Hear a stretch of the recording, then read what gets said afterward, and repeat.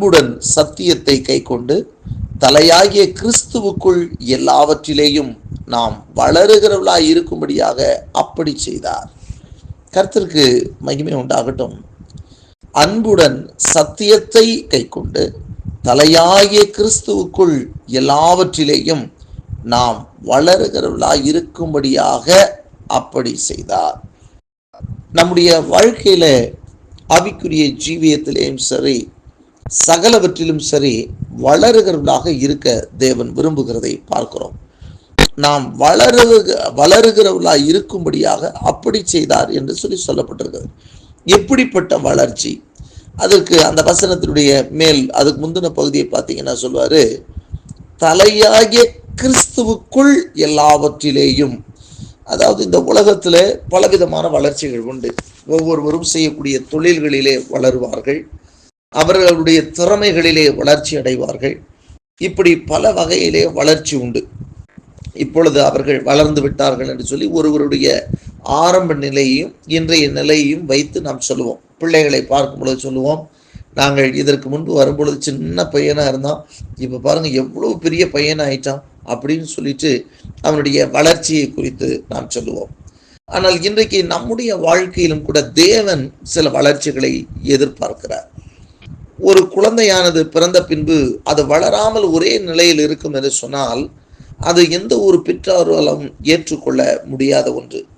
அந்த பிள்ளையானது அது வளர்ச்சி அடைய வேண்டும் என்று ஆண்டவர் எதிர்பார்க்கிறதை பார்க்கிறோம். பெற்றோர்கள் தன்னுடைய பிள்ளையை வளர வேண்டும், வளர்ச்சி அடையணும் அப்படின்றதெல்லாம் நம்ம எதிர்பார்க்கிறோம். இந்த நாளிலும் கூட தேவனுடைய எதிர்பார்ப்பும் அப்படித்தான். ஆகவே தான் அங்கே சொல்லப்பட்டிருக்கிறது, தலையாகிய கிறிஸ்துவுக்குள் எல்லாவற்றிலேயும்.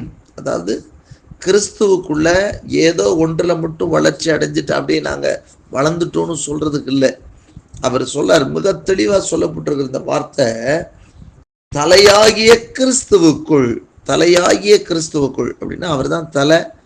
அந்த தலையாகிய கிறிஸ்துவுக்குள் எல்லாவற்றிலேயும், அதாவது எல்லாத்தையும், அதாவது ஒரு சிலதுல மட்டும் சொல்லாம அவர் சொல்றார், எல்லாவற்றிலேயும் நாம் வளருகிறவர்களாக இருக்கும்படியாக அப்படி செய்தார்.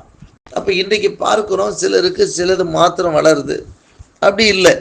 ஆண்டவர் எதிர்பார்க்க எல்லாத்திலையும் நீங்க வளர வேண்டும், எல்லாவற்றிலும் வளர்ச்சி அடையணும். இன்றைக்கு பொதுவா நம்ம எப்படி பார்க்கிறோம், நம்ம ஆண்டவருக்குள்ள வந்துட்டோம், அதனால இவர் இப்ப ரொம்ப ஆசீர்வாதமா இருக்கிறாரு அப்படின்னு சொல்லி அவருடைய பொருளாதார வளர்ச்சியை மாத்திரம் பார்க்கிறோம். அப்படி அல்ல, நம்முடைய பார்வை வேறு விதமாக இருக்கணும். கிறிஸ்துவுக்குள்ளான வளர்ச்சி, கிறிஸ்துவுக்குள்ளான வளர்ச்சியை நம்மிடத்துல தேவன் எதிர்பார்க்கிறார். நம்ம பாருங்களேன், ஏதோ ஒன்று மட்டும் வளர்ந்துட்டு இருந்ததுன்னா எப்படி இருக்கும்? ஒரு மனுஷனுடைய படைப்புல நம்முடைய சரீரத்துல சில உறுப்புகள் அது பார்த்தீங்கன்னா பிறக்கும் போது எந்த அளவுக்கு இருக்கோ அது கொஞ்சம் ஒரு வளர்ச்சி இருக்கும், அதுக்கு மேல அது வளராது. ஆனால் மற்ற எல்லாம் பார்த்தீங்கன்னா ஒரு குறிப்பிட்ட வயது வர அது ஒரு பூர்ண வளர்ச்சி வர, அந்த வளர்ச்சியின் வயது வர அது வளர்ந்து கொண்டே தான் இருக்கும். அது ஒன்றா ஒரே நேரத்தில் ஏதோ ஒன்று மட்டும் வளர்ந்துட்டு போச்சுன்னு வச்சுக்கோங்களேன், அது சரியா இருக்காது. இப்போ 2 கால் இருக்கு, ஒரு கால் மட்டும் வளர்ந்துக்கிட்டே போச்சுன்னா நடக்க முடியாது. அப்ப ஈக்குவல், அதாவது சரியா எல்லாத்துலேயும் பேலன்ஸ்டா இருக்க வேண்டும். ஆகவே தான் ஆண்டவர் சொல்றார், முதலாவது தேவனுடைய ராஜ்யத்தையும் அவருடைய நீதியும் தேடுங்கள், அப்பொழுது இவைகள் எல்லாம் உங்களுக்கு கூட கொடுக்கப்படும். அப்படின்னா என்ன அர்த்தம் அப்படின்னா, ராஜ்யத்தினுடைய காரியத்திலும் உங்களுக்கு வளர்ச்சி இருக்கணும், அப்போ பூமிக்குரிய காரியத்திலும் அவரே கொடுப்பாரு. அப்போ இதுல நீங்க கூட கொடுக்கப்படும் மட்டும் கூட போய்கிட்டே இருந்து ராஜ்யத்தின் காரியங்கள் குறைவா இருந்தாலும் பிரச்சனை தான். கிறிஸ்து இயேசுக்குள்ள எல்லாவற்றிலேயும் அப்படின்னு சொல்லி சொல்றார், எல்லாவற்றிலேயும். அதனால்தான் அந்த வேர்டை நம்ம நல்லா கவனிக்கணும். கிறிஸ்துவுக்குள், தலையாகிய கிறிஸ்துவுக்குள் எல்லாவற்றிலேயும் நாம் வளருகிறவர்களா இருக்கும்படியாக நம்ம வளர வேண்டும். எல்லாத்திலையும் வளர, நம்முடைய ஆவிக்குரிய ஜீவியத்துல வளரணும், கனி கொடுக்கிற வாழ்க்கையில வளரணும், கிறிஸ்துவை காண்பிக்கிறதுல நமக்கு வளர்ச்சி இருக்கணும். நம்ம அப்படியே இருக்கக்கூடாது. நம்ம இன்றைக்கு 4 பேருக்கு சத்தியத்தை சொல்றவங்களா நம்ம மாறணும். அப்ப இந்த வளர்ச்சி எப்போ வருதான்? இதுக்கு முன்னாடி எல்லாம் நீங்க வாட்சி பார்த்தீங்கன்னா அதுக்கு முந்தின வசனங்கள் சொல்லப்பட்டிருக்கிறது எப்போ வருது அப்படின்னா, அதுக்கு முந்தின வசனத்தை வாசிக்கிறேன். 11 போட்டிருக்கு, மேலும் நாம் அனைவரும் தேவனுடைய குமாரனை பற்றி விசுவாசத்திலும் அறிவிலும் ஒருமைப்பட்டவர்களாகி கிறிஸ்துவினுடைய நிறைவான வளர்ச்சியின் அளவுக்கு தக்க பூரண புருஷராகும் வரைக்கும். பாருங்க, அப்ப கிறிஸ்துவனுடைய பூரண வளர்ச்சி, அப்போ அந்த அளவுக்கு தக்க பூரண புருஷராகும் வரைக்கும். அப்ப அந்த பூரண புருஷராகிறது எப்படி ஆகிறோமா, அந்த வரைக்கும் அப்படின்னு சொன்னா, அப்போ உங்களை உருவாக்குகிற ஒன்று எது அப்படின்னா, பரிசுத்தவான்கள் சீர் பொருந்தும் பொருட்டு சுவிசேஷ ஊழியத்தின் வேலைக்காகவும் கிறிஸ்துவின் சரீரமாகிய சபையானது பக்தி விருத்தி அடைவதற்காகவும் அவர் சிலரை அப்போஸ்தலராகவும் சிலரை தீர்க்கதரிசிகளாகவும் சிலரை சுவிசேஷகராகவும் சிலரை மேய்ப்பராகவும் போதகராகவும் ஏற்படுத்தினார் என்று சொல்லி இங்கு ஆண்டுடைய வார்த்தையை சொல்லுகிறது. அப்படின்னா இந்த ஊழியக்காரங்களாம் எதுக்கு ஏற்படுத்தப்பட்டிருக்காங்கன்னா, நம்ம கிறிஸ்துவனுடைய நிறைவான வளர்ச்சியை அடைவதற்கு இவர்களை கொண்டு நமக்கு போதனைகளை கொடுப்பார். அப்பதான் சத்தியத்தை நம்ம கத்துக்கொள்ள வேண்டும். இவங்க வெறும் வேர்ல்ட்லியாவே மட்டும் நடத்திட்டே போறதுக்கு கிடையாது. இது நிறைவான வளர்ச்சி. ஒருத்தன் கிறிஸ்துவுக்குள்ளானவன் கிறிஸ்துவனுடைய நிறைவான வளர்ச்சிக்கு நேரம் வரணும்.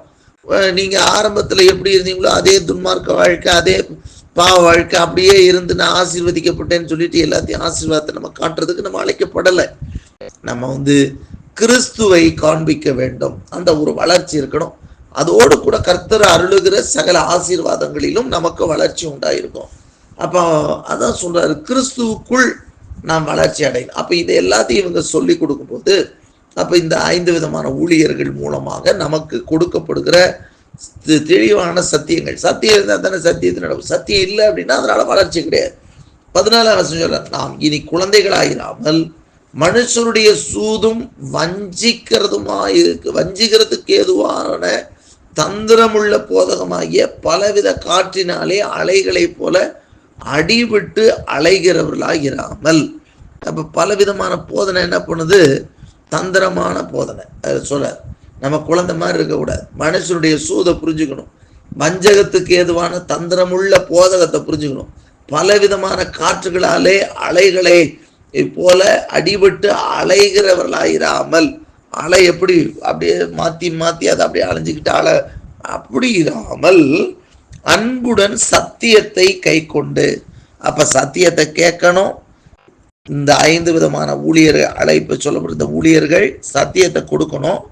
ஏன்னா கிறிஸ்துவனுடைய நிறைவான வளர்ச்சி அடையணும்னா நமக்கு கண்டிப்பா ஒரு சத்தியத்தை தெளிவுபடுத்தக்கூடிய கைடன்ஸ் தேவை. அதுக்கு தான் ஆண்டவர் இந்த 5 விதமான ஊழியர்களை அந்த சத்தியத்தை அவங்க கொடுக்கணும். அந்த சத்தியத்தை நம்ம கேட்டு அந்த சத்தியத்தை கை கொள்ளும் போது நாம் அந்த கிறிஸ்துவனுடைய அந்த தலையாய கிறிஸ்துவுக்குள் எல்லாவற்றிலேயும் நாம் வளரலாய் இருப்போம் என்று சொல்லி நாம் பார்க்கிறோம்.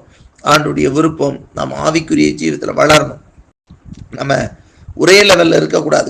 கேட்டு வேறு வெள்ளியில பிளஸிங் மட்டும் இல்லை, நீங்க ஸ்பிரிச்சுவலா பிளஸ்டா இருக்கணும். உங்களை கொண்டு ஒரு கூட ஜனங்க ரசிக்கப்படணும், உங்களை கொண்டு செயல்படணும். அது உங்களுடைய பூமிக்குரிய ஆசீர்வாதங்களும் ஆண்டவர் அதை தந்து ஆசீர்வதிப்பார். ஆகவே நாம் ஏதோ ஒரு பகுதியில் மாத்திரம் வளர்ச்சி அடையா இல்லை, எல்லாவற்றிலேயும் நாம் வளர்வலா இருக்க வேண்டும் என்று சொல்லி தேவன் விரும்புகிறார்.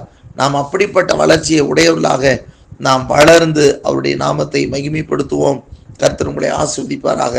தலையாகிய கிறிஸ்துவுக்குள் எல்லாவற்றிலேயும் வளர்களாய் இருக்கும்படி அப்படி செய்தார். ஊழியர்களை ஏற்படுத்தினார், சத்தியத்தை கொடுத்தார், சத்தியத்தின்படி நடக்க நம்மை வைத்தார்.